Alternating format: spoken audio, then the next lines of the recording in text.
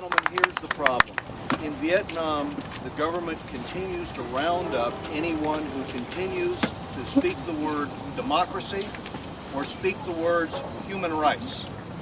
In the first 6 weeks of this year, we've had 40 show trials of young dissidents who have been convicted with very, very long prison terms.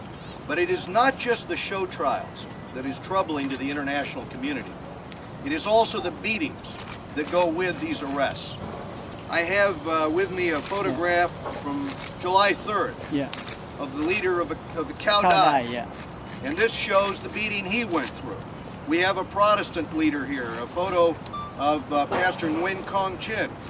Now, I can tell you he has been through dozens of beatings like this, many, many arrests. We have the recent situation in Da Nang with the Catholic Church, in which they used electric prods, in which they used batons. The regime used beatings to suppress the people. Now, it is the responsibility of the United States to live up to the agreements we have signed, and one of those agreements demands that Vietnam, in exchange for its relationship with the United States, makes progress on human rights. What does the international community tell us? What does Human Rights Watch tell us? That instead the backsliding is so bad, is so atrocious, that it is worse than it was several years ago.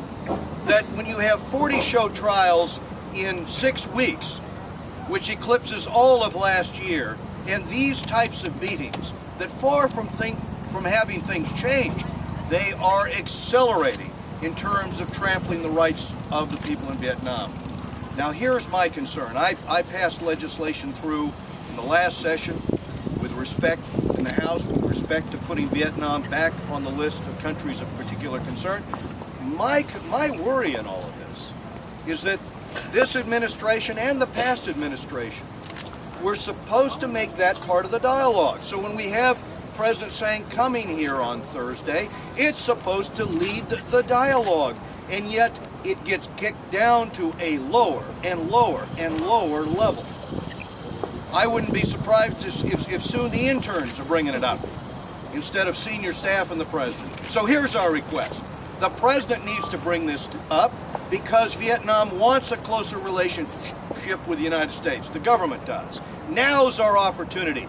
Let's use that leverage. Let's lean across that table and let's say repeal Section 79 and repeal Section 88 that makes these types of arrests possible.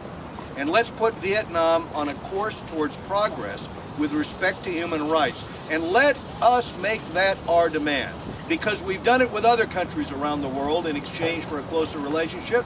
And you and I know that if we use that leverage, we'd get something for it. So let's ask the administration and let's ask the Congress. Let's get in there and leverage for human rights in Vietnam. I met with the Venerable Thich Quang Do when I was in Vietnam.